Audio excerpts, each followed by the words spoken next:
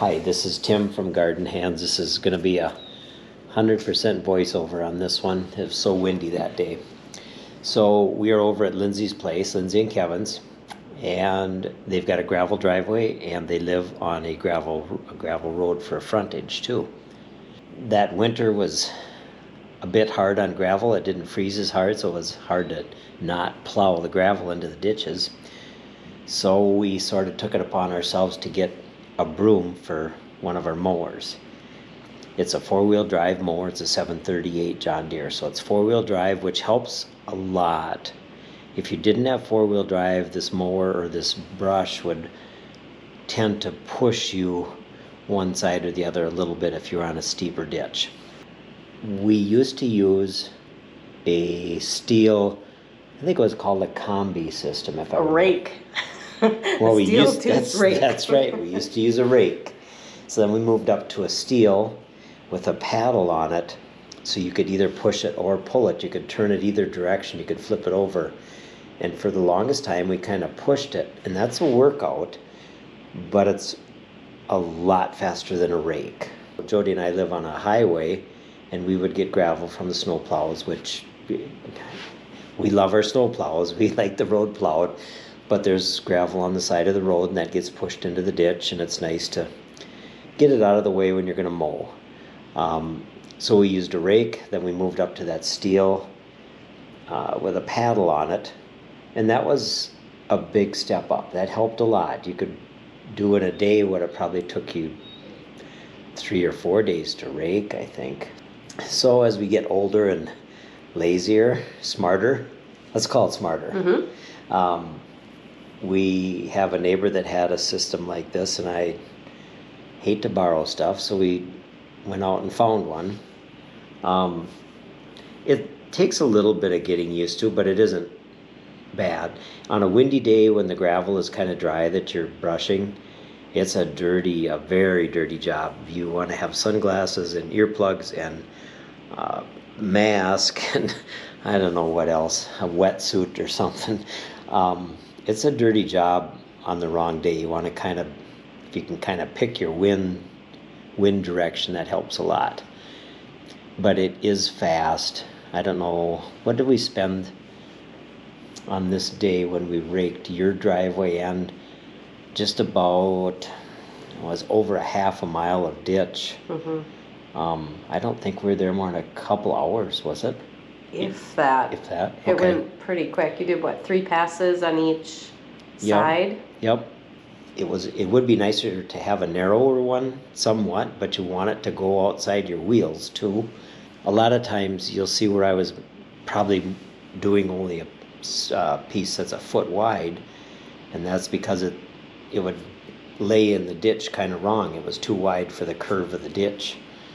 But if you did a foot at a time, it kind of did a better job, and it would catch some of the gravel you missed the time before that. So it doesn't take your full swath always. Sometimes you can, but a lot of times it's just as easy to do a foot at a time and just kind of keep moving it up onto the road. So it's a 52-inch John Deere power broom.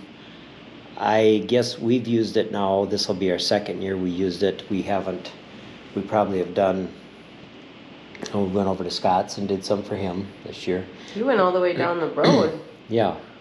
You did a couple miles here. Well, we went over by the grain bins also, I guess, and did that farm. So we probably did a mile of road that day. We probably, referring to the bristles or the longevity of the machine, and it depends what you're using it on. If you used it on a hard asphalt surface all the time and we're pushing down on it and using it hard, I don't suppose they'll last as long. I would imagine that the outside ones wear quicker because that's usually where you're catching most of the gravel. So at some point we'll probably take them off and rotate them. But we've gotten 2 years out of it, and I would guess we probably have done close to 5 miles a ditch with it. Some of it, as you can see on some of these shots, it is a lot of stuff that we're moving back up onto the road, and it does a fantastic job.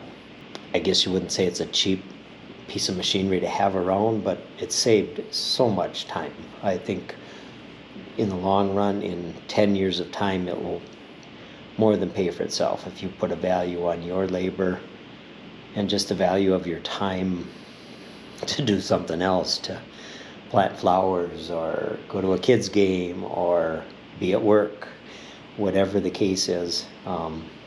It does a nice job, and it saves on your mower deck then if it gets all that trash out of there. If you can get all that out and you don't have any of that dirt running around inside your mower deck, you save on your blades and the rest of the lawnmower a little bit too. So You said it, you don't know if or it was an expensive investment, but what's the cost of a shoulder or back surgery? oh, okay. As we get older, that's more of a realistic thing, I guess, after having some of those things done. I guess this is... Yep. I could probably go out and do this after I had rotator cuff surgery. I could go run the mower. And you couldn't do a rake, I guess. But so and there's another gentleman just down the road a quarter mile that mows quite a bit of ditch just out of the goodness of his heart, and he appreciates it. He said many times the first couple weeks when he's mowing that sure was nice. There is some spots in the ditch where it's real steep, that it's difficult. It's kind of almost impossible. If the ditch is real steep, you just can't push it up the hill far enough. So that's our way to get out of raking gravel out of the ditches, the lazy way, but the fast way. So thanks again for watching. This is Tim from Garden Hands, and hope you have a great day.